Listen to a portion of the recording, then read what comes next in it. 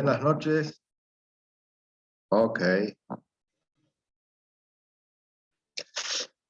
Bien. Buenas noches y bienvenidos al segundo cuatrimestre virtual, que parece que vamos a seguir así hasta fin de año. Y la charla de hoy tiene que ver con un nuevo tema que nosotros vamos a empezar a trabajar a partir de la semana que viene. Y también es un tema que nos sirve para vincular lo que hemos hecho en Introducción al Urbanismo, o mejor dicho, lo que estamos haciendo en Introducción al Urbanismo, con lo que vamos a trabajar en Análisis Urbanístico el año próximo. Y esta charla, a su vez, tiene que ver con un tema que iniciamos en el primer cuatrimestre. Una de las primeras charlas del primer cuatrimestre se refería particularmente a la emergencia, o sea, o al surgimiento del urbanismo como una disciplina científica. Lo que nosotros vamos a ver hoy es cómo aparece el urbanismo en la Argentina y cuáles son los primeros productos de esta nueva disciplina que aparece acá en el país. Y como nuevos productos estamos hablando específicamente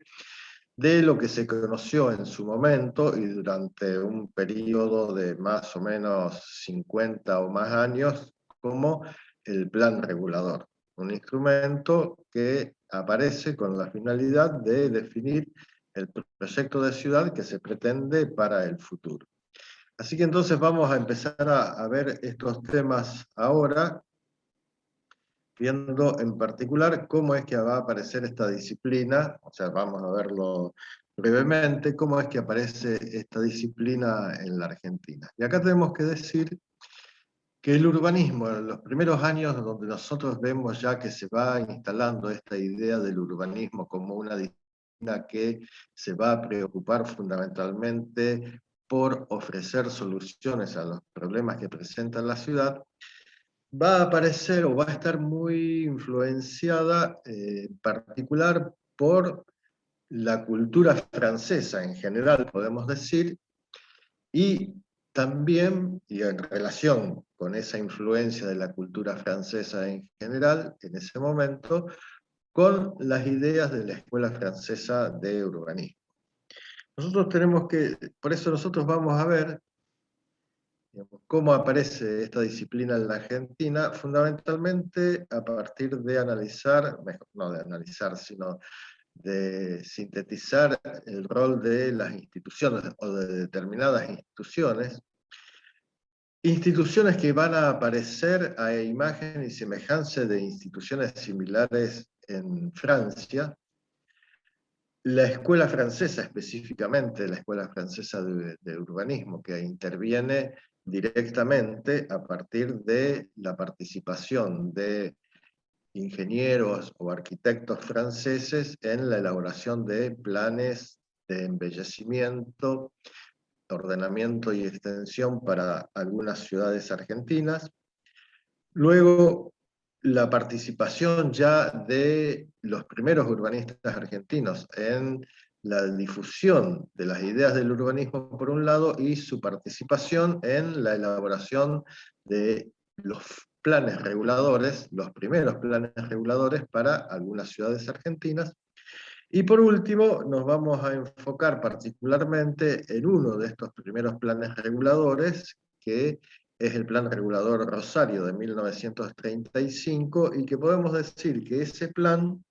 sintetiza las ideas dominantes del urbanismo en esa época.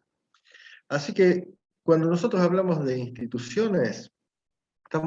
antes les decía que son instituciones que fueron creadas a imagen y semejanza de otras que habían sido ya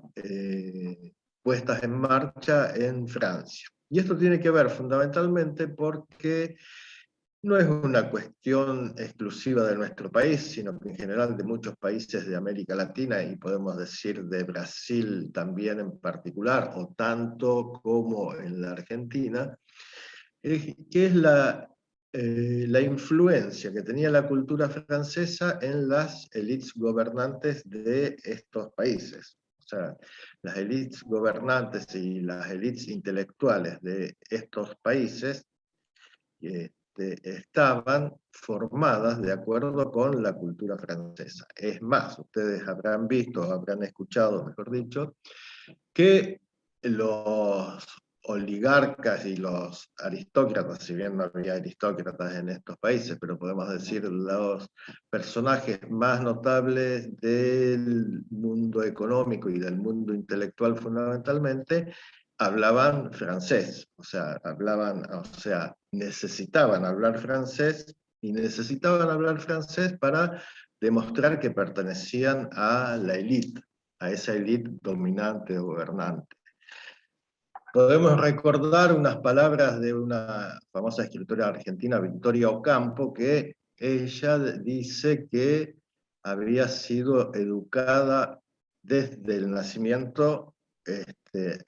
con el idioma francés. O sea que ella sabía hablar francés desde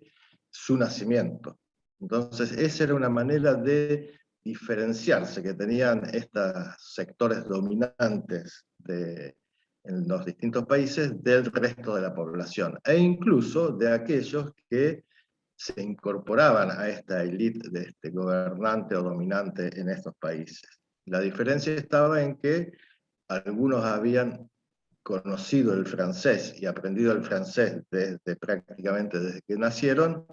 y otros lo habrían aprendido después. Esos que vinieron después eran lo que se llamaban, o ellos les decían, los parvenus, o sea, los recién llegados. O sea que en la misma oligarquía, en esta élite dirigente de los países, se establecía claramente una diferencia entre aquellos que estaban incorporados a la cultura francesa desde su nacimiento y de aquellos otros que por su crecimiento económico habían aparecido después en esta élite gobernante. Entonces, dentro de estas instituciones que se crean en la Argentina, nosotros tenemos el Museo Social Argentino, que es una institución que se forma a imagen y semejanza del Museo Social de París, que nosotros lo habíamos visto en estas primeras charlas que tuvimos al inicio del curso, y que la finalidad de esta institución era, digamos, ser una especie de think tank, como digamos ahora, del sector gobernante. Digamos, todas las ideas, o mejor dicho, todos los proyectos que se iban a presentar en la legislatura, en el caso de Francia,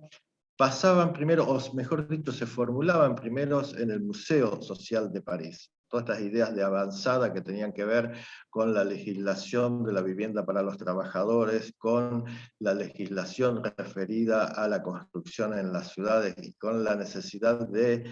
tener un plan de embellecimiento, ordenamiento y extensión, como se lo llamaba en ese momento en las ciudades.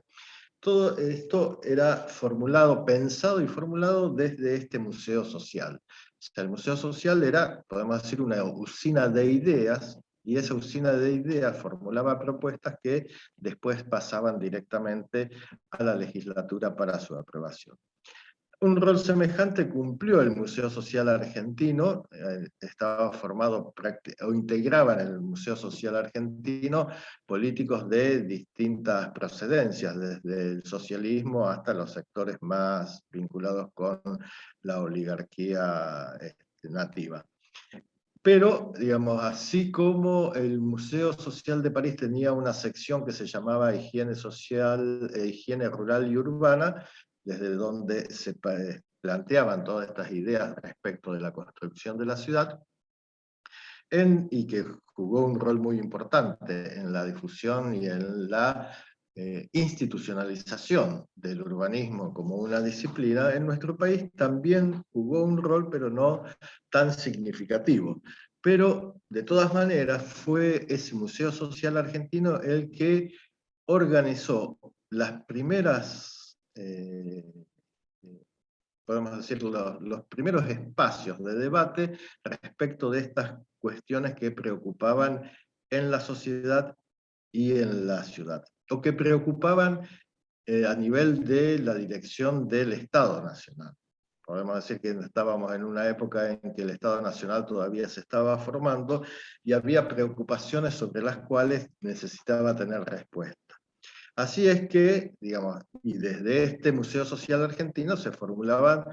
las ideas que eran dominantes respecto de determinados temas a nivel internacional. Por ejemplo, la formación, o mejor dicho, el desarrollo de la actividad de las cooperativas en el país. Por eso aparece el primer Congreso de la Cooperación en 1919.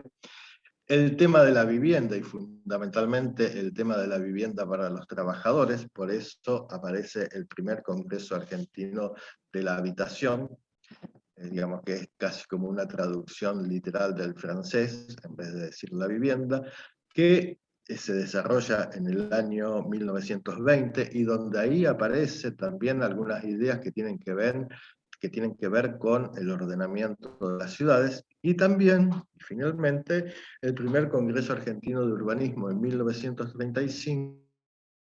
se presentan distintos trabajos acerca de propuestas, de proyectos para determinados sectores de la ciudad, en general en la ciudad de Buenos Aires, y se presentan también planes de ordenamiento de distintas ciudades. Entre ellos se presenta el Plan Regulador Rosario de 1935, y que ahí tiene un premio, digamos, del Congreso, y que estos eventos o estas reuniones científicas, académicas, donde participaban también profesionales que estaban trabajando en la administración pública, es una manera de ir instalando esta idea del urbanismo en el país, y fundamentalmente de ir instalando la idea de que el plan regulador es el instrumento necesario para solucionar los problemas que presentaba la ciudad en ese momento. Además del Museo Social Argentino, nosotros podríamos mencionar otras asociaciones sobre las cuales no nos vamos a avanzar, digamos,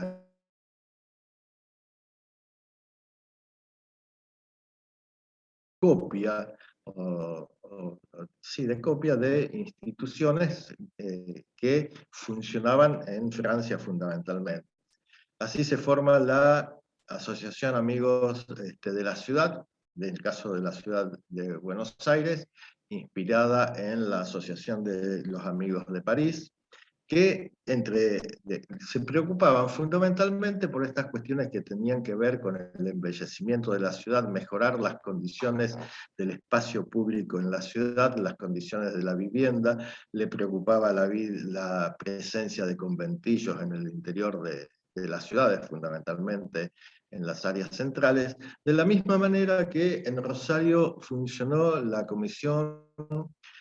del Fomento Pro Plan Edilicio para la ciudad de Rosario, que también tenía estas preocupaciones. Fundamentalmente, su mismo nombre lo dice, se había formado con la idea de que el gobierno municipal decidiera elaborar un plan de ordenamiento, o un plan regulador, como se conocía en ese momento, para la ciudad de Rosario. Y le preocupaban también cuestiones que tenían que ver con la vivienda, en particular la presencia de conventillos en el centro de la ciudad, pero no tanto le preocupaban las condiciones de vida de la población en los conventillos, sino que les preocupaba que la presencia de los conventillos en el centro de la ciudad desvalorizaba las propiedades que se encontraban en su entorno. O sea que era una preocupación basada fundamentalmente en los valores de la propiedad y no tanto en las condiciones de vida de la población. Podemos decir que estas son entonces tres instituciones claves en lo que tiene que ver con la difusión de las ideas del urbanismo en la Argentina. Habíamos dicho que también la presencia de la Escuela Francesa de Urbanismo en la Argentina se va a manifestar a partir de la participación directa de ingenieros y arquitectos en la elaboración de planes para ciudades argentinas. Y podemos mencionar tres ciudades. Una es Bahía Blanca, que el plan para la ciudad de la ciudad lo elabora un ingeniero de la empresa francesa de ferrocarriles en ese momento, que es Louis Fort Dujarric, que es contratado específicamente para elaborar el plan para la ciudad. En particular porque esta era la línea del sur, el ferrocarril del sur, que pertenecía a una empresa francesa. Podemos mencionar también al plan para la ciudad de Buenos Aires que hace Joseph Bouvard en 1909, que es un arquitecto francés que es contratado especialmente por el gobierno de la ciudad de Buenos Aires para elaborar un plan para la ciudad en ocasión del primer centenario, de la celebración del primer centenario de la independencia. Ya aprovechando que andaba por la Argentina, entonces la ciudad de Rosario, la municipalidad de Rosario, también lo contrata para hacer un plan para la ciudad que lo termina en 1911. Lo que podemos ver rápidamente en estas imágenes es cierta similitud en cuanto al tratamiento o en cuanto a las propuestas que se presentan para la transformación de las ciudades. Fundamentalmente, la aparición de avenidas diagonales en el interior de la ciudad, la aparición de parques en la intersección de algunas de estas avenidas diagonales y la continuidad de este sistema de diagonales, que sería como una especie de macrotrama que se extiende sobre el territorio, con la finalidad de ir organizando la expansión de las ciudades y que esa estructura vial y de espacios verdes fueran determinando y ordenando el crecimiento de las ciudades. En el caso del plan para la ciudad de Bahía Blanca, ahí se ve con mayor profundidad la presencia de parques de carácter suburbano, digamos, que aparecen por fuera del primer anillo. Digamos, en este caso, el plan para la ciudad de Bahía Blanca ya está planteando anillos de crecimiento de la ciudad, o sea, tenemos un primer anillo que va a rodear a la ciudad existente y un segundo anillo que va a ir ordenando o va a ir limitando el crecimiento de la ciudad en estos distintos sectores que se plantean. Esta es entonces otra,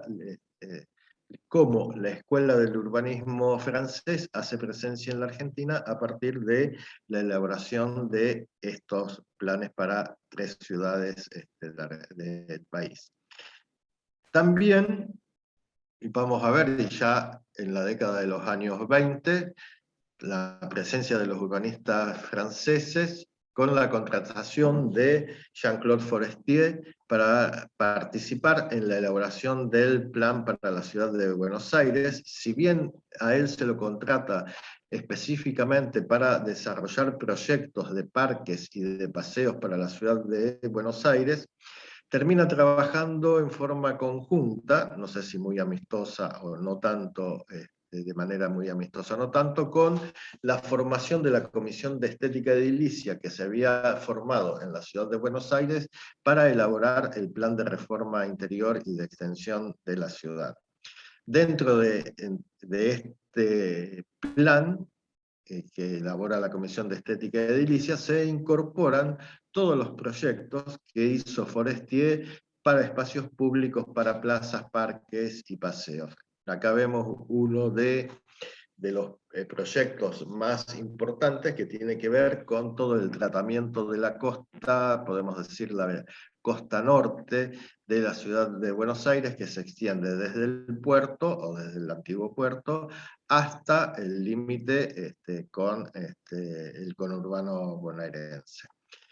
Digamos, es toda una nueva zona parquizada donde aparecen nuevas áreas de urbanización, pero fundamentalmente es todo un gran espacio público que se va a ir articulando a lo largo de una avenida costanera. Y esto tiene que ver también con las ideas dominantes del urbanismo en ese momento, que era tratar el frente de la ciudad con el agua de una manera especial, ya que en ese momento se entendía que la puerta de entrada a las ciudades era fundamentalmente desde el agua, en aquellas ciudades que estaban frente al mar, frente a un lago o frente a un río de dimensiones considerables, como sería en este caso el Río de la Plata. Junto con esta presencia de los urbanistas franceses, o mejor dicho, a posteriori ya de la presencia de los urbanistas franceses, También vamos a tener la influencia del recientemente creado en ese momento Instituto de Urbanismo de París, a partir del cual se empiezan a difundir estas ideas del urbanismo, fundamentalmente a partir de una revista que era Urbana, digamos que es una revista que se difundió durante muchísimos años, y también las ideas de Marcel Poet, que ustedes estuvieron partes del libro de él, de Introducción al Urbanismo. Marcel Poet era considerado en ese momento por los franceses fundador del urbanismo. En este Instituto de Urbanismo de París, que aparece como, en el caso francés, digamos, la primera experiencia académica de formación en esta nueva disciplina, participa como uno de sus estudiantes y es egresado también con el título de urbanista, un ingeniero y arquitecto argentino que es Carlos María de la Paulera, que tiene después una amplia participación en la Argentina, en la formulación de proyectos para la ciudad de Buenos Aires fundamentalmente. Participa también en la elaboración del Plan Regulador Rosario del 35, y es uno de los grandes difusores de las ideas del urbanismo, desde lo que en ese momento se conocía como el urbanismo científico en nuestro país. Entre estos primeros urbanistas argentinos, nosotros vamos a hacer mención a tres que son los que por ahí tienen una actuación más destacada por la participación en la elaboración de planes reguladores para distintas ciudades de la Argentina. Estamos hablando digamos, uno va a ser muy conocido por ustedes, estamos hablando de Benito Carrasco, de Carlos María de la Paulera y de Ángel Guido, que es más conocido, digamos, a nivel local y después también a nivel nacional. De todas maneras, la producción del urbanismo, nosotros tenemos que tener en cuenta que muchas veces las ideas acerca, o mejor dicho, la historiografía rescata, digamos, como en general son historiadores o académicos porteños, van a rescatar más lo que se hace en la ciudad de Buenos Aires que en otras ciudades. Por eso, muchas veces no se valora tanto, y esto es una opinión muy personal, en lo que respecta a la historiografía del urbanismo en la Argentina, no se valora demasiado el Plan Regulador Rosario del 35. Pero bien, haciendo esta pequeña digresión, continuamos y nos referimos particularmente al trabajo de Benito Carrasco. Benito Carrasco es lo que hoy llamaríamos un ingeniero paisajista, digamos, desarrolló, digamos, una intensa actividad como paisajista desde la Dirección de Parques y Paseos de la ciudad de Buenos Aires, pero también trabajó en el ámbito privado, proyectando parques para distintas estancias, la mayoría de ellas ubicadas en la provincia de Buenos Aires. Pero, digamos, además de esa participación en la ciudad de Buenos Aires como director de la Oficina de Parques y Paseos, y de su actividad como proyectista de parques en distintas estancias, él también contribuyó fue uno de los primeros y más entusiastas difusores de las ideas del urbanismo en la Argentina, y fundamentalmente vinculado con esta asociación Amigos de la Ciudad que les había mencionado antes. Él dice, y entonces acá, digamos, aparece esta idea del plan regulador. O sea que acá, cuando se habla de urbanismo, se habla también de plan regulador. O sea, se habla de la disciplina y fundamentalmente, inmediatamente, se remite a esta figura que se va a utilizar, o que se propone utilizar para ordenar el crecimiento de las ciudades. Entonces, Carrasco, él dice que el plan regulador establece el ritmo evolutivo de la ciudad en todos los órdenes. En ese plan se encuentran coordinadas las soluciones de los problemas urbanos, relacionando entre sí los elementos que forman una ciudad en sus capítulos de higiene, vialidad y belleza. O sea que acá está diciendo que el plan es el instrumento que ofrece, que brinda las soluciones a los problemas que presenta la ciudad en ese momento. Y que esas soluciones están formuladas desde esta tríada que se entiende como que son los principios que van a ordenar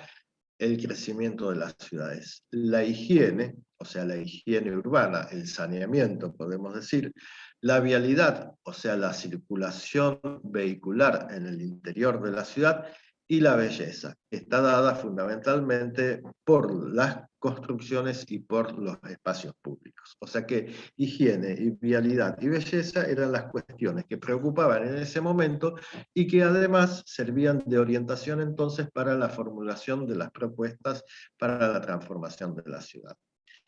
Entonces él dice que ya no se discute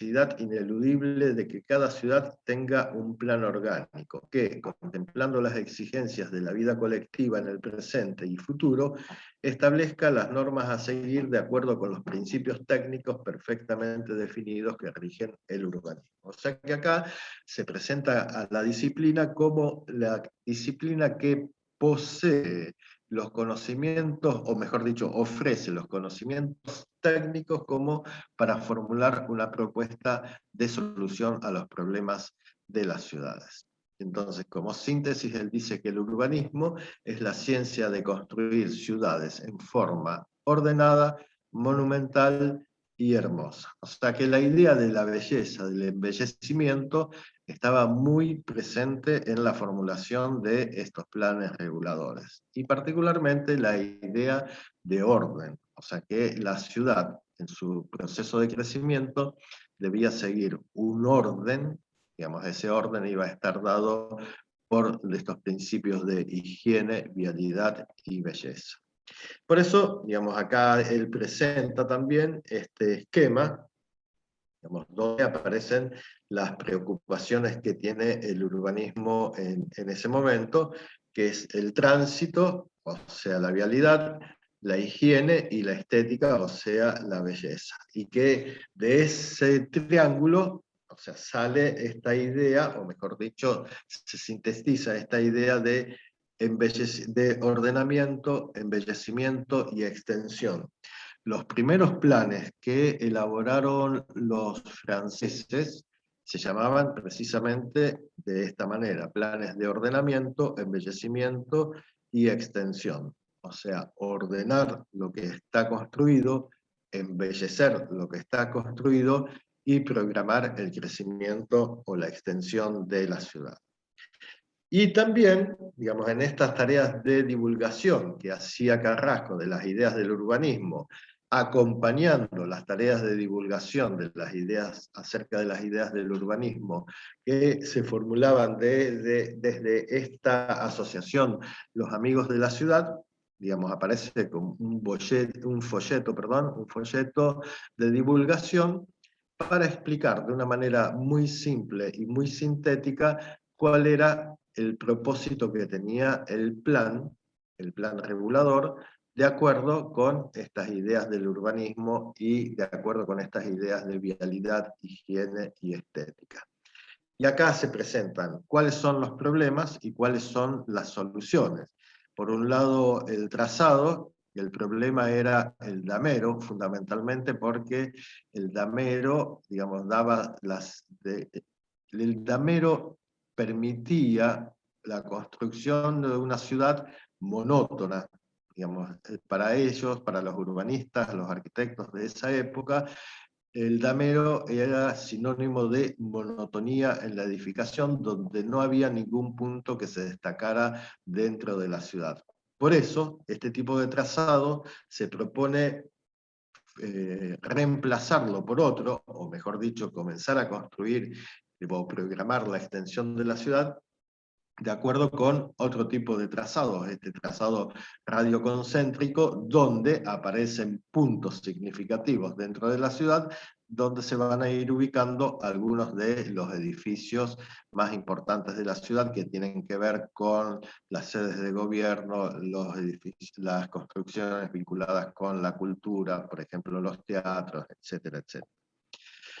Respecto del asoleamiento, y que está asociado también con el trazado, ahí se hace mención a la presencia de calles angostas, donde la altura de la edificación no permite una buena iluminación y ventilación de las viviendas. Por eso se plantea entonces empezar a construir la ciudad definiendo un trazado de calles más anchas, que de manera tal entonces de permitir una mejor ventilación y asoleamiento de las viviendas. Y respecto de la edificación, ahí también se dice, digamos, que eh, la edificación es desordenada. Digamos, acá se tiene como modelo a la homogeneidad. Entonces, en la medida en que no hay una homogeneidad edilicia, tengamos en cuenta que el modelo fundamentalmente era la ciudad de París, que había logrado una homogeneidad edilicia a partir de la construcción y la apertura de bulevares y avenidas en París, de acuerdo, como habíamos visto, la utilización de determinados instrumentos, por el ejemplo, el reglamento de edificación y el plazo compulsivo de la edificación, se había logrado una ciudad, o mejor dicho, se había conformado áreas en el interior de la ciudad totalmente homogéneas. Entonces, esa idea de la homogeneidad era el parámetro con el cual se medía el tipo de construcción en nuestras ciudades. Entonces, esa edificación desordenada tenía que ser reemplazada por una composición diferente, digamos, principios estéticos, y de acuerdo entonces que esos principios estéticos estaban avalados por, o mejor dicho, se fundamentaban en la idea de la homogeneidad edilicia. Entonces acá, de una manera muy simple y muy sintética, se presenta a la población en general cuáles son los problemas de la ciudad, cuáles son las soluciones, y que esas soluciones van a estar comprendidas en un plan regulador de acuerdo con estas ideas de calidad, higiene y estética. De esa manera, Carrasco avanza en la formulación de sus propuestas, tiene como modelo de ciudad a la ciudad de jardín, digamos, y ahí, digamos, en una de estas publicaciones, él muestra, digamos, cómo es una ciudad jardín, en el caso de una ciudad inglesa, digamos, basada fundamentalmente en la edificación, basada fundamentalmente en viviendas de carácter rural, o sea, que va a ser el tipo de viviendas que se propone para las primeras ciudades jardín en Inglaterra, y de qué manera, digamos, podría programarse ese crecimiento, digamos, donde de un lado nosotros tenemos la construcción de las ciudades vigentes hasta ese momento, que es la construcción sobre la línea de edificación, construcciones de una planta, son las construcciones típicas de la ciudad hacia fines del siglo XIX, y enfrente tendríamos esta otra ciudad que se va a ir construyendo de acuerdo con el modelo de la ciudad jardín. En función de estas ideas, él plantea un plan para una nueva ciudad, que es entendida como una ciudad ideal. Esta ciudad ideal se va a caracterizar por diversidad de los trazados, que era lo que él estaba proponiendo, como para solucionar esa monotonía que tenía el trazado en retículo. Esa diversidad de trazados iba a estar en relación con los usos o con el uso dominante de las distintas zonas de la ciudad, en particular la zona comercial, la zona suburbana, donde va a estar el suburbio más parecido a la idea de ciudad-jardín, y la otra zona del barrio industrial, donde iban a estar instalados talleres, depósitos y fábricas,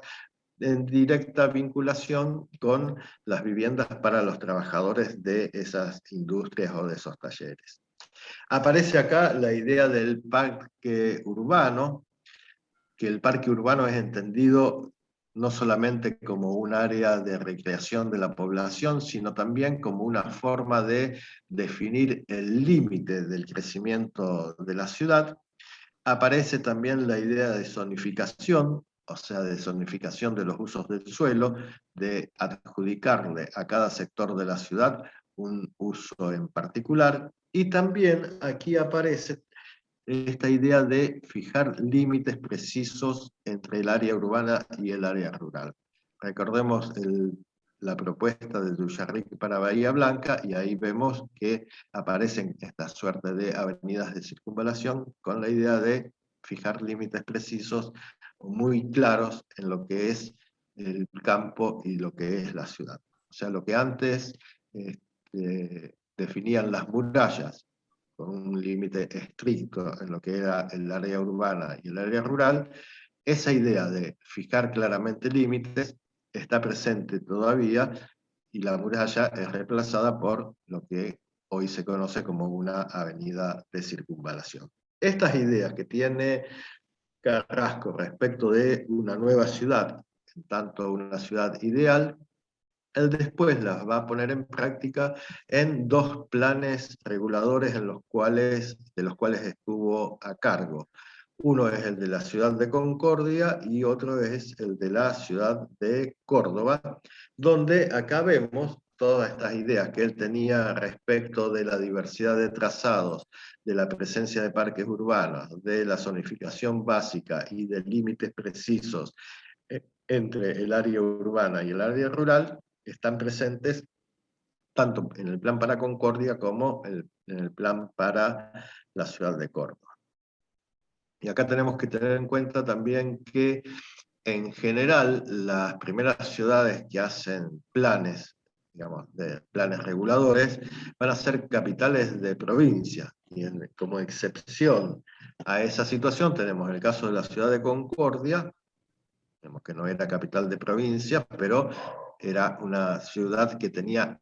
expectativas de crecimiento, y por eso la necesidad de elaborar un plan regulador. Y después la ciudad de Rosario, que tampoco es capital de provincia, pero también tenía expectativas de crecimiento, y por eso se acude a la elaboración del plan regulador. El otro urbanista notable de esta época, que también participa ampliamente en las tareas de difusión del urbanismo, es más, digamos, él es el que crea la bandera del urbanismo, que todavía, digamos, esa bandera sigue estando vigente, es Carlos María de la Paulera, que, como ya habíamos visto, fue un egresado, o sea que es el primer egresado, creo que es el único egresado de la Escuela del Instituto de Urbanismo de París, de origen argentino. Tuvo una amplia participación en la dirección del plan regulador de la ciudad de Buenos Aires, y también formó parte del equipo que estuvo a cargo del plan para la ciudad de Rosario. Y él también ahí reivindica la figura del plan.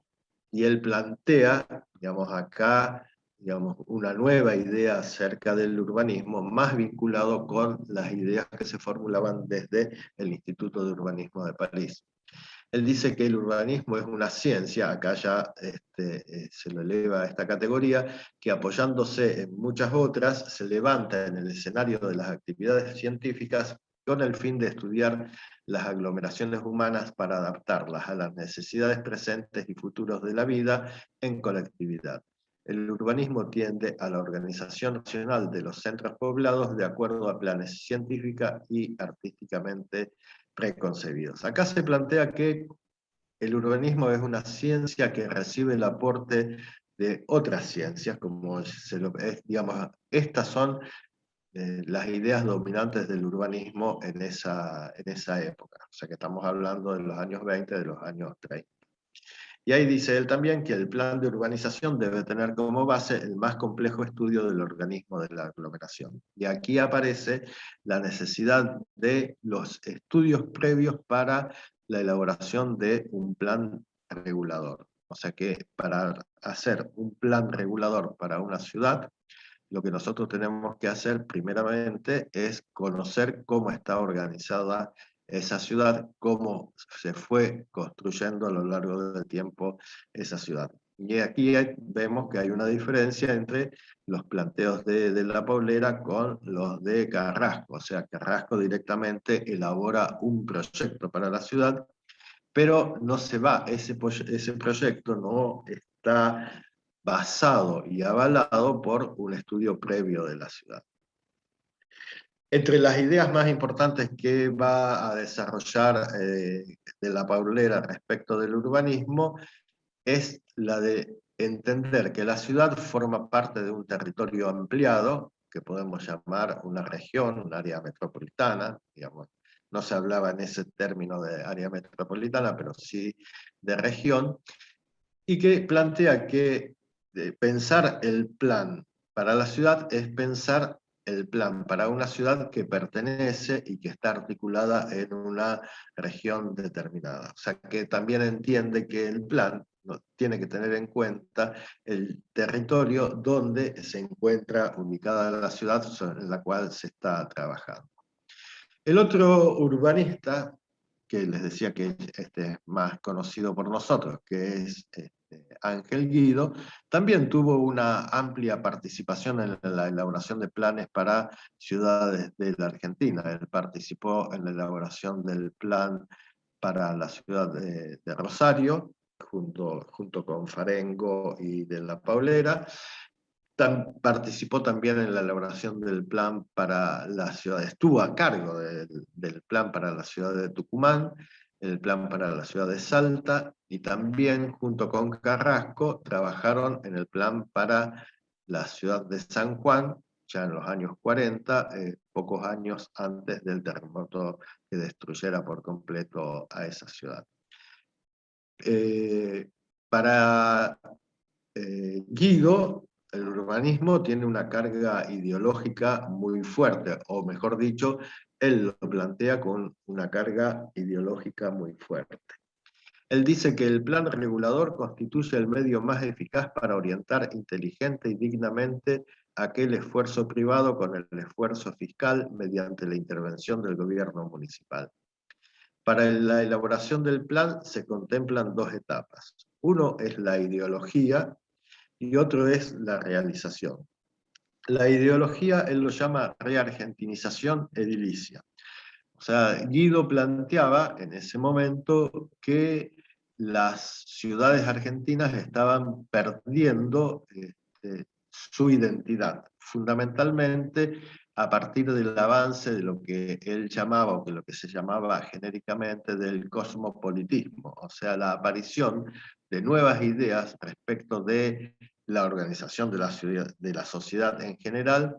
pero de la organización de las ciudades, y que ese cosmopolitismo avanzaba en la medida en que avanzaban determinados medios de transporte. Por ejemplo, el ferrocarril. El ferrocarril, en su avance y en su llegada a las ciudades, también traía nuevas ideas acerca de la construcción de la ciudad, y que eso se veía fundamentalmente en la ciudad de Buenos Aires y también en Rosario, si bien Rosario no fue nunca una ciudad de carácter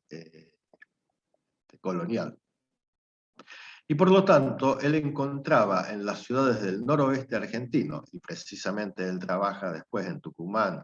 y en Salta, digamos, el modelo a seguir, o sea, o el modelo de ciudad a rescatar, o sea, rescatar los valores de lo que se entendía como la ciudad tradicional. Por eso, la propuesta de él, desde el urbanismo y desde el plan, es esta, la de reargentinización edilicia de las ciudades. Y esas ideas respecto de la realización de la reargentinización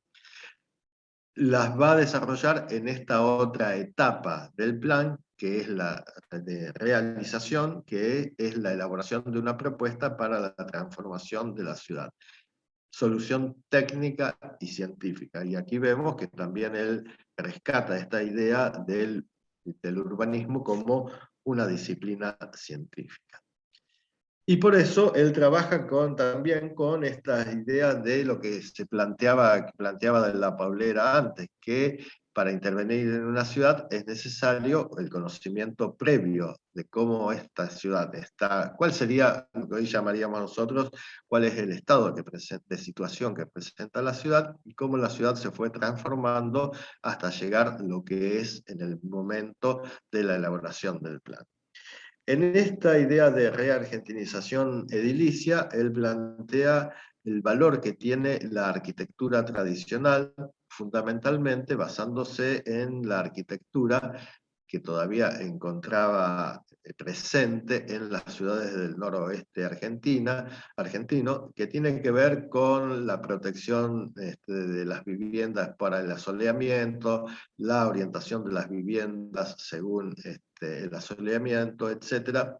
que él plantea que hay que rescatar, y esto es lo que él hace, estas condiciones que presenta la ciudad colonial, entendida como arquitectura tradicional, hay que mantener y hay que proponer en la elaboración del plan. Guido es un gran difusor también de las ideas del zoning o zonificación, que ya lo habíamos visto, que se refiere precisamente a la distribución de los usos del suelo en el interior de la ciudad, adjudicando a determinados sectores de la ciudad un uso específico o dominante para cada una de ellas.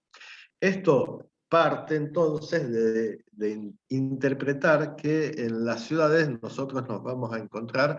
con lo que él llama el zoning espontáneo, que sería algo así como un agrupamiento que naturalmente, o sea, entre comillas, se va a ir dando entre las distintas actividades de la ciudad. Pero ese agrupamiento también puede tener o provocar conflictos entre distintos usos, particularmente con la vivienda, ya sea por la actividad comercial, ya sea por la actividad industrial. Entonces, por lo tanto, él entiende que hay que programar la distribución de los usos del suelo en el interior de la ciudad. O sea que tiene que haber una distribución planificada de los usos del suelo en el interior de la ciudad, y a eso él lo llama el zoning científico. Y estas ideas del zoning científico entonces están presentes en los planes con lo que en ese momento él llama reglamento funcional de edificación, que define para distintos sectores de la ciudad los valores que tienen que ver con la intensidad del uso del suelo, lo que nosotros llamamos genéricamente, o conocemos, mejor dicho, con el nombre de factor de ocupación total, o sea, factor de ocupación total y factor de ocupación del suelo, o sea, el FOT y el FOS. O sea, ¿qué es lo que podemos construir nosotros en el interior de cada parcela y cuáles van a ser los usos que nosotros vamos a ir definiendo para los distintos sectores de la ciudad? Y fundamentalmente les decía que él fue, digamos, un gran difusor de las ideas del zoning. Por eso están presentes las ideas del zoning en todos los planes en los cuales él trabaja, y se basa fundamentalmente en un estudio que había hecho Bartholomew, un académico estadounidense, que analiza los porcentajes de usos del suelo que cada actividad tiene en el interior de la ciudad, para proponer una síntesis y cuál es entonces el porcentaje de suelo que científicamente y planificadamente nosotros tenemos que definir para cada una de las actividades en el interior de la ciudad. Estas propuestas, estas ideas que él tiene, Guido va a incorporar muchas cuestiones que otros planes reguladores no tenían para ciudades argentinas. Acá estamos viendo algunos temas del plan que él propone, digamos, que tienen que formar parte del plan, pero que también ya habían sido expuestas con anterioridad en el plan para la ciudad de Rosario. En este caso, digamos, él incorpora el tema de la vivienda, que no es una cuestión novedosa, podemos decir, la incorporación del tema de la vivienda para los trabajadores en un plan, y que el tema de la vivienda era abordado desde tres cuestiones. Por un lado, el reconocimiento del estado de situación de las condiciones de vida de los trabajadores en sus viviendas a partir de un relevamiento, que este relevamiento es muy parecido a los relevamientos que hacían también los franceses o también los ingleses con el llamado Civic Survey, que es también esta idea de relevar, digamos, la información respecto de la ciudad. En este caso, respecto de las condiciones de la vivienda, como vemos acá, estas fichas de familia, con lo cual se registran las condiciones de vida y las particularidades de la familia que viven en determinadas viviendas. A partir de ahí, la formulación entonces de prototipos de vivienda, fundamentalmente con esta idea asociada a la vivienda mínima. Pensemos que, digamos, uno de los CIAM,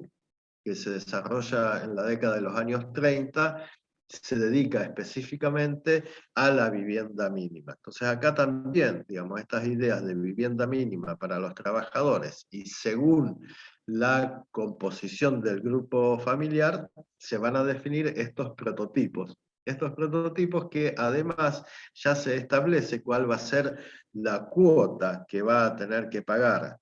la familia para habitar en una de estas viviendas. O sea que se está pensando en entregar estas viviendas en alquiler y no en propiedad. En principio podemos decir eso. Y que también, además entonces de la formulación de distintos prototipos de viviendas según el grupo familiar al cual están destinados, se formulan proyectos de barrios de viviendas para trabajadores. En el caso de Tucumán, fundamentalmente se trabaja con la idea de la vivienda individual. Estos barrios de vivienda entonces tienen también el equipamiento básico para el desarrollo de la vida cotidiana de la población, o sea, referido al esparcimiento, a la educación, a los comercios, etc. El modelo de Guido también es el de la ciudad jardín. Habíamos visto, o sea que la ciudad jardín es un modelo imperante en ese momento, lo habíamos visto en Carrasco y lo vemos también en Guido, y lo vemos en estas propuestas también para la ciudad de Tucumán, donde ese modelo se basa fundamentalmente en esta cuestión de la salud de la población. O sea, que él dice que en Tucumán se muere cada 8 horas un vecino por tuberculosis o por enfermedades de las vías respiratorias, el paludismo, etc. Un mal que, digamos, se debe fundamentalmente a las malas condiciones de saneamiento de la ciudad. Por eso él compara después Tucumán con otras ciudades de la Argentina y otras de Europa, y fundamentalmente con Letchworth, que es la primera ciudad de jardín que se construye en Inglaterra, donde ahí plantea que, digamos, comparativamente, digamos, mientras en Tucumán se muere uno cada 8 horas, en Letchworth cada 120 horas. Si estos datos son reales o no, nadie lo podrá decir, pero lo que se pretende demostrar acá es que, digamos, la vida en la ciudad jardín es mucho más agradable y mucho más segura para la población que en las ciudades, que en nuestras ciudades. Entonces, a partir de esta idea, o mejor dicho, a partir de sostener que el modelo de ciudad jardín es el modelo a partir del cual hay que inspirarse para la construcción de las ciudades, es que aparecen estas ideas de barrios que se van a ir ubicando en las áreas que todavía no están construidas de la ciudad,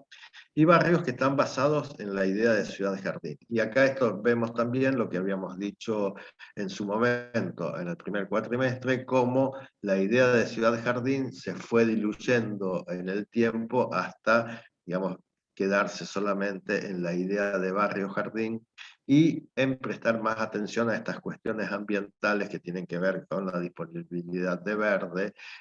la forestación, en este caso la vivienda individual, y trazados irregulares, que no tienen nada que ver con el trazado en la retícula. Y para terminar con Guido, digamos, estas ideas que tenía Guido respecto de la monumentalización del centro de las ciudades, que él lo basa en esta idea que él dice la nostalgia de lo imposeído. Digamos, que él dice cuando uno va a Europa o ve ciudades europeas, digamos, o sea, tiene nostalgia de que en las ciudades argentinas no sean iguales a estas ciudades europeas, donde, digamos,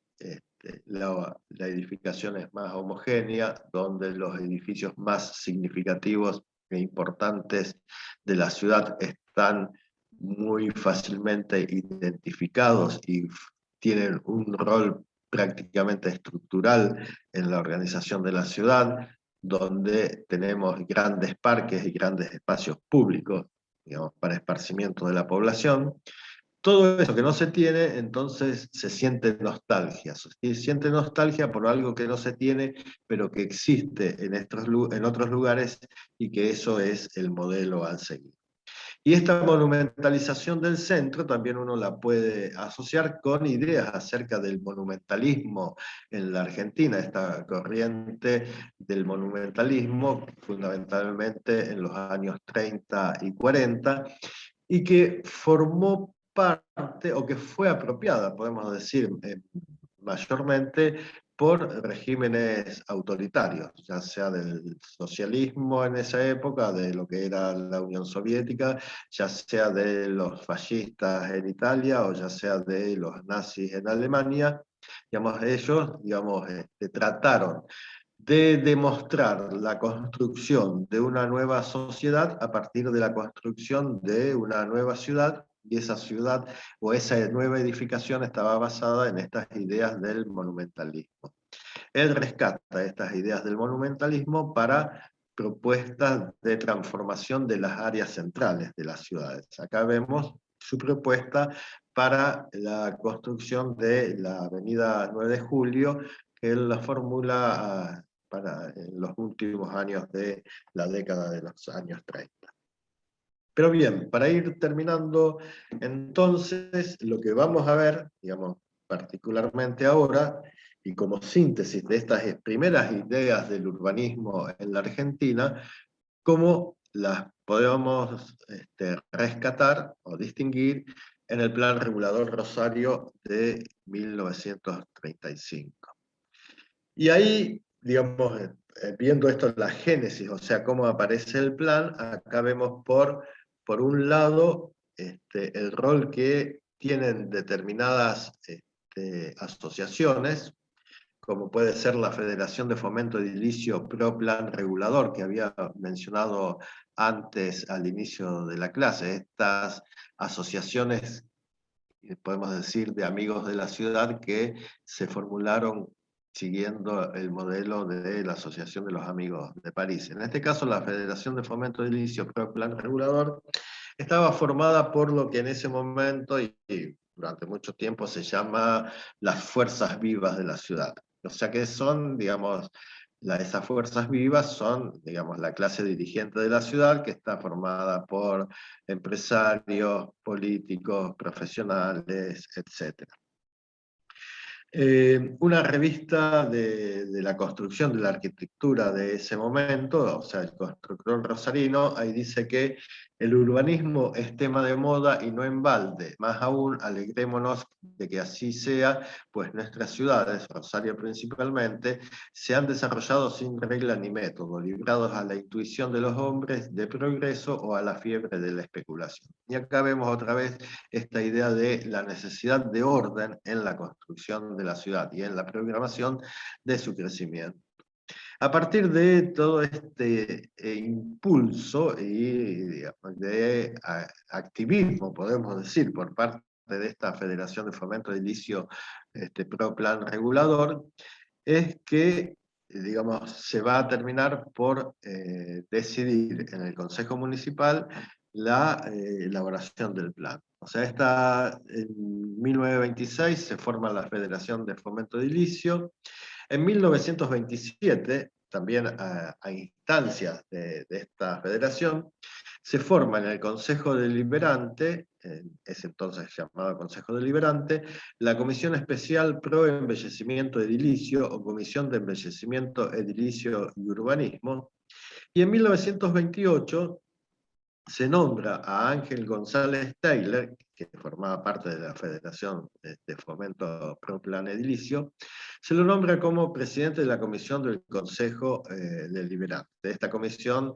Pro Embellecimiento Edilicio, Comisión de Embellecimiento Edilicio y Urbanismo. Y esto es una situación atípica porque es la primera vez que una persona ajena al Consejo Deliberante, o sea que no es un concejal, es el presidente de una comisión del Consejo. Tenemos que tener en cuenta que González Taylor, digamos, era o lo que hoy llamaríamos un desarrollador inmobiliario, o sea, participó en varios proyectos de urbanización y de loteos en la ciudad de Rosario, y a su vez era también un gran difusor de las ideas del urbanismo. A partir entonces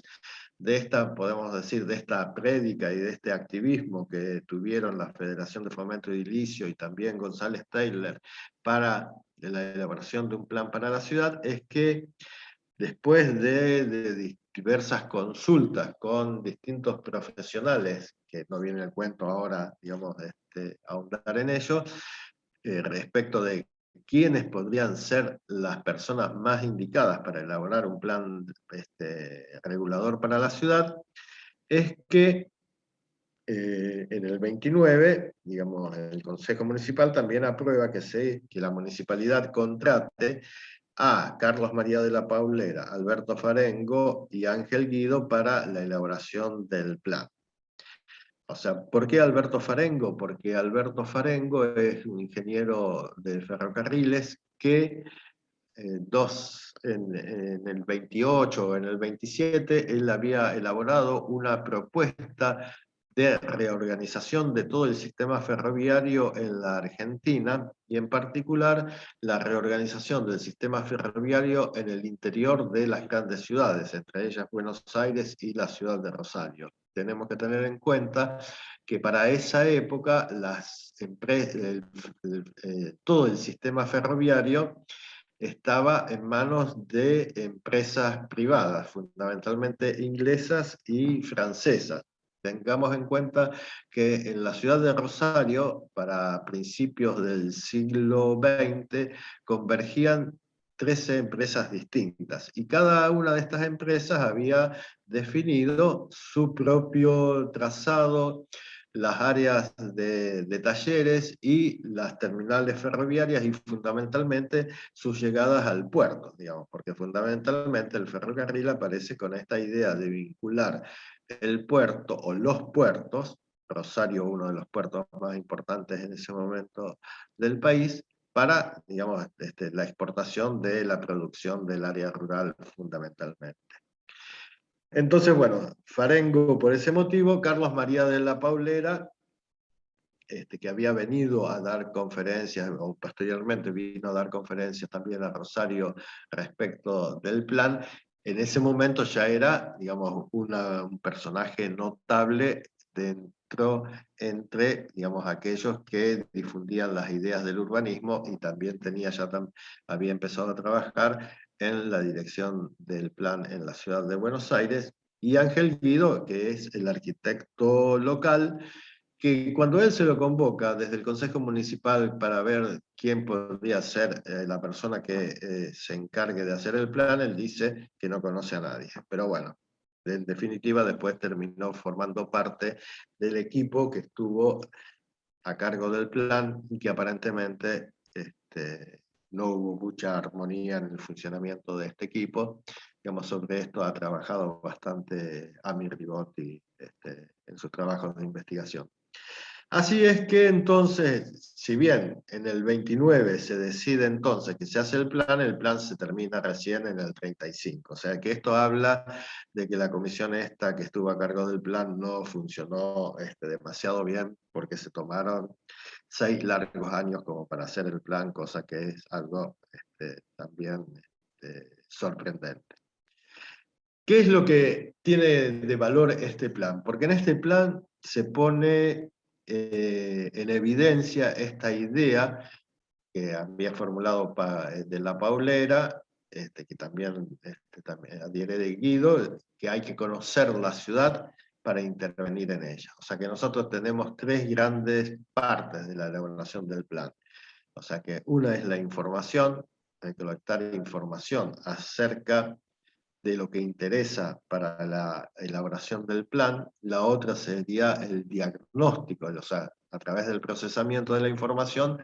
tener un diagnóstico del estado de situación. Ese diagnóstico era fundamentalmente para identificar problemas. O sea, recordemos que el plan regulador aparece como el instrumento apropiado para solucionar los problemas de la ciudad. Entonces el plan regulador lo que hacía era identificar problemas y a partir de esos problemas formular la propuesta de la ciudad. Este plan plantea también un estudio de la evolución urbana, que esto está en consonancia con estas ideas que se difundían del Instituto de Urbanismo de París, que era, digamos, conocer cómo había evolucionado la ciudad hasta el presente, para entonces pensar de qué manera puede seguir creciendo la ciudad, algo que no era necesario, pero bueno, que en esa época se pensaba que sí era necesario. Y así se elaboran distintas este, planos acerca del estado de situación de la ciudad y de las propuestas para la ciudad. Entonces, en las propuestas, en la organización del plan, ahí estamos viendo las propuestas que tiene para la organización de la ciudad y que está basado en estas ideas que fueron difundiendo fundamentalmente de la Paulera y Guido respecto del plan. Una es la inserción de la ciudad en un territorio ampliado, y aquí aparece una propuesta de organización que hoy podríamos decir de organización metropolitana, porque este territorio ampliado se define a partir de un radio de 50 kilómetros a contar desde la Plaza 25 de Mayo de la ciudad de Rosario. Entonces, lo que hoy llamaríamos una organización metropolitana estaba definida fundamentalmente por las vías de comunicación viales y ferroviarias, que son las que van a estructurar el territorio, la ubicación de los parques regionales y la ubicación de nuevos asentamientos poblados, o mejor dicho, de los asentamientos poblados, que algunos coinciden con pueblos en ese entonces que estaban en esta suerte de área metropolitana, y otros son nuevos asentamientos que se propone crear dentro de esta región. Fundamentalmente, la organización del plan, y así lo vamos a ver sucesivamente, durante la elaboración de muchos planes reguladores para ciudades argentinas. Estos planes van a presentar la propuesta para la transformación de la ciudad a partir de identificar sistemas estructurales. Y acá podemos recurrir a este trabajo que estuvimos haciendo hasta ahora y lo que vimos en algunas clases del primer cuatrimestre referido a los sistemas estructurales, y que aquí aparecen claramente identificados: el sistema ferroviario, el sistema vial, el sistema de espacios verdes y el sistema de asentamientos humanos. El sistema ferroviario fundamentalmente se basa en esta propuesta de reestructuración ferroviaria de Farengo, y que libera muchas zonas del ferrocarril, y que estas nuevas áreas que quedan liberadas del ferrocarril se van a transformar en grandes parques urbanos. El sistema vial también forma parte de esta componente estructural que el plan propone para la organización de la ciudad, y el sistema de espacios verdes, partiendo desde las plazas hasta llegar a parques urbanos y parques suburbanos, como por ejemplo lo que nosotros podemos ver acá a lo largo de los arroyos.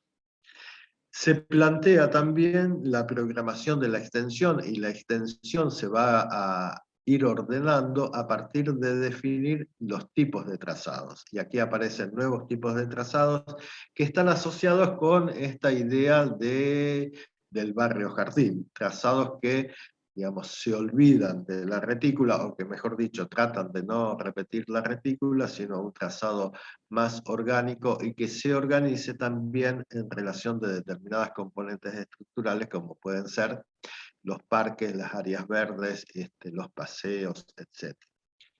Asociado a esta idea de monumentalización de los centros que tenía Guido, aquí aparece la propuesta de un nuevo centro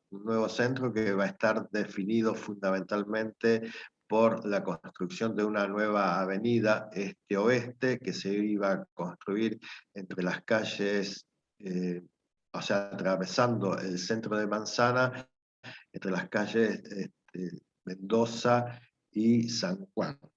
desde la costa hasta llegar al trazado ferroviario que es paralelo a Avenida Francia, que ya no existe más,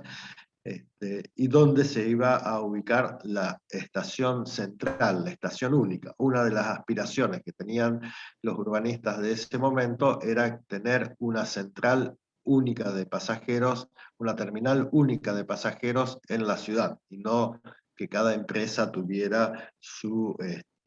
terminal ferroviaria. Bien, entonces acá esta idea de monumental, era la idea de construir un nuevo centro, de monumentalizarlo a lo largo de esta avenida, y fundamentalmente en torno de lo que se conoce en ese momento como el centro cívico, que era el sitio donde se ubicaban los edificios de la administración pública. Un centro cívico que parte de la Plaza San Martín, donde estaba la jefatura de gobierno de la provincia, que después tuvo la policía, y bueno, y ahora otra vez es sede del gobierno de la provincia, y los tribunales provinciales de esa época, que es donde está actualmente la Facultad de Derecho y Ciencias Agrarias, y que ese centro cívico también se iba a extender hacia el sur hasta encontrarse con esta gran avenida este-oeste. Y también el plan contiene propuestas para las viviendas de los trabajadores. O sea, viviendas de los trabajadores con el prototipo según la composición familiar, el alquiler mensual que deberían pagar, la distribución de estas viviendas en barrios satélites, basados también en la idea de Ciudad Jardín, y aquí estos barrios satélites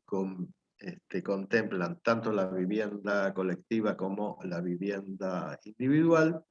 y también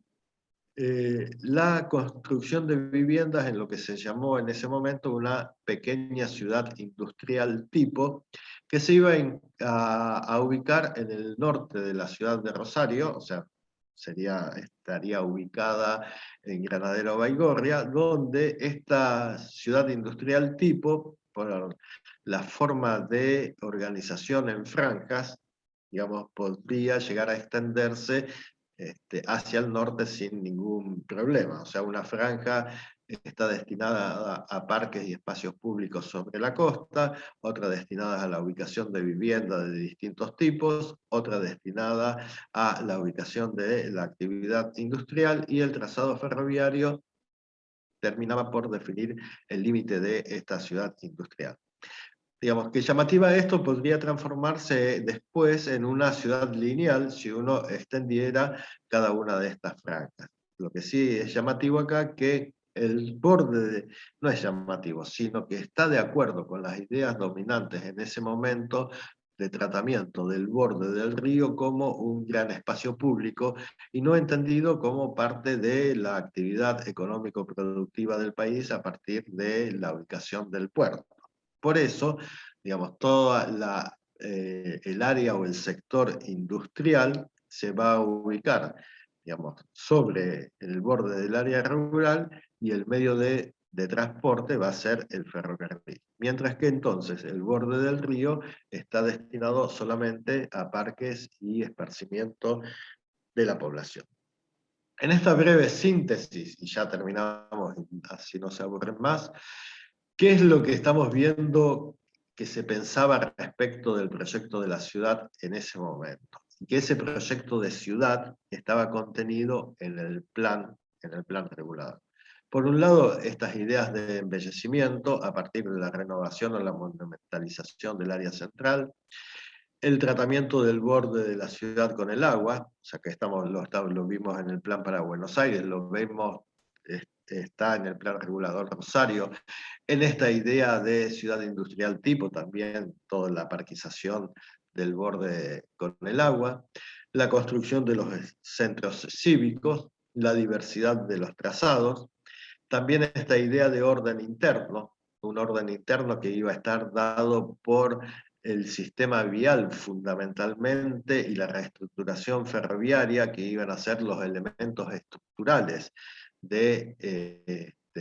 proyecto para la transformación y el crecimiento de la ciudad, la reorganización funcional a partir de la puesta en marcha de este zoning o zoning científico, como lo llama Guido, la ubicación de los grandes equipamientos, que no nos detuvimos demasiado, pero los grandes equipamientos, si ustedes después van al plan, por ejemplo, para Córdoba, que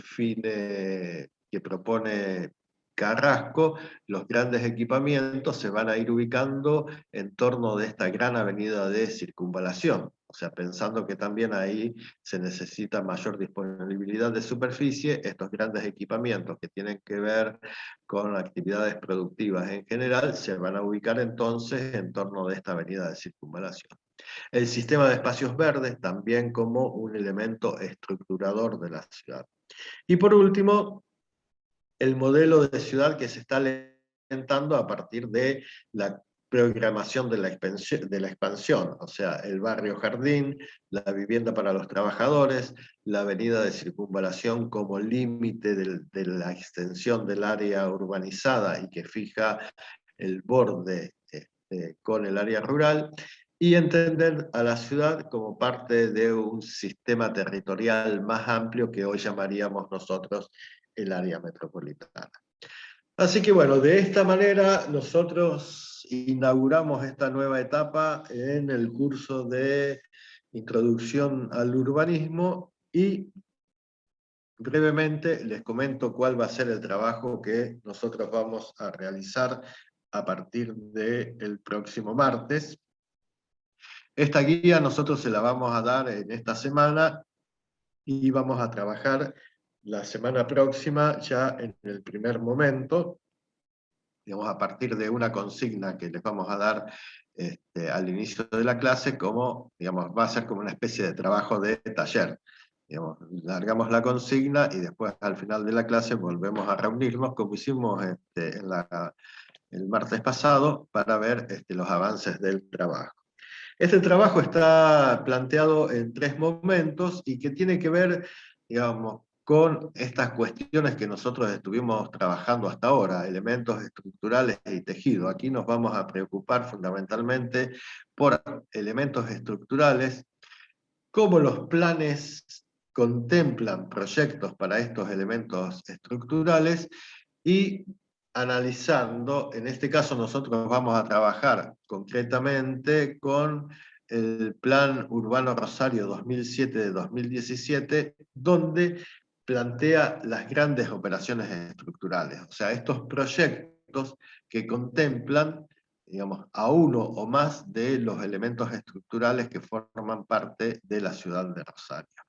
Lo que nos interesa a nosotros es reconocer estos proyectos y ver en qué medida esta ciudad proyectada a través de estas grandes operaciones estructurales se fue construyendo. Entonces, para eso nosotros trabajamos en 3 momentos, uno que es la ciudad construida, ahí me faltó una N,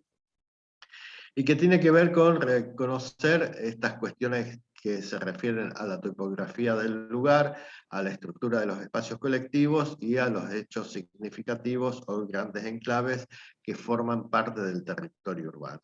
En el segundo momento, nosotros vamos a reconocer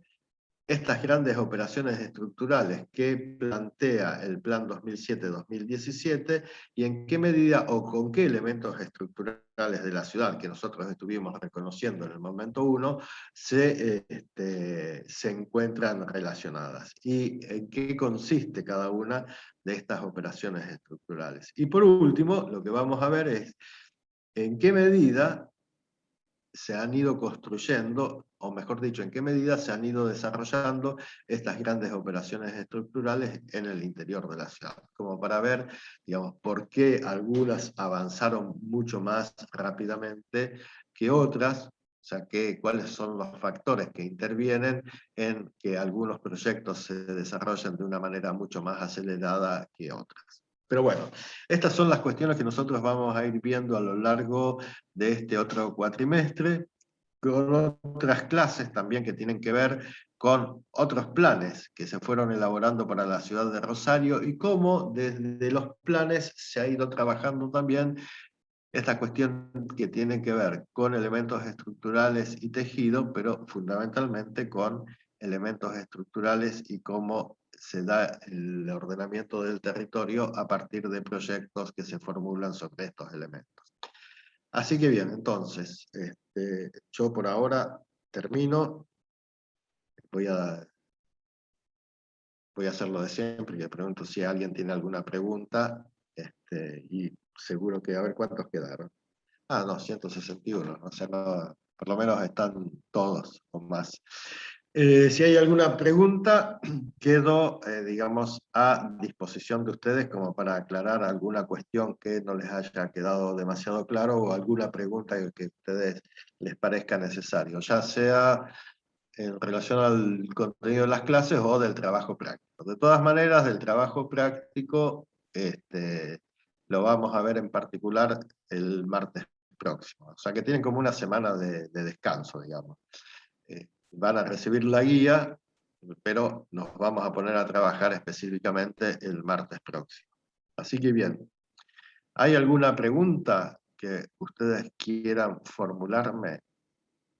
o necesiten alguna aclaración, algo que no haya quedado demasiado claro, o está todo fantástico? Lucía Miranda, que ahí apareció en la pantalla. ¿Está todo claro o tenés alguna pregunta? No, está todo claro, profe. Todo claro, sí, ahora desaparecieron todos, se apagaron, había otros que habían asomado la cara ahí y la borraron rápidamente. A ver si hay algún otro ahí suelto. No, ya están curados de espanto. Pero bueno, voy a empezar a hacer preguntas. La próxima voy a empezar a hacer preguntas de acuerdo a la imagen que aparece en la pantalla. Bien, entonces, si no hay nada más que decir, siendo las 21:57, Lotur, ya podés cerrar la grabación.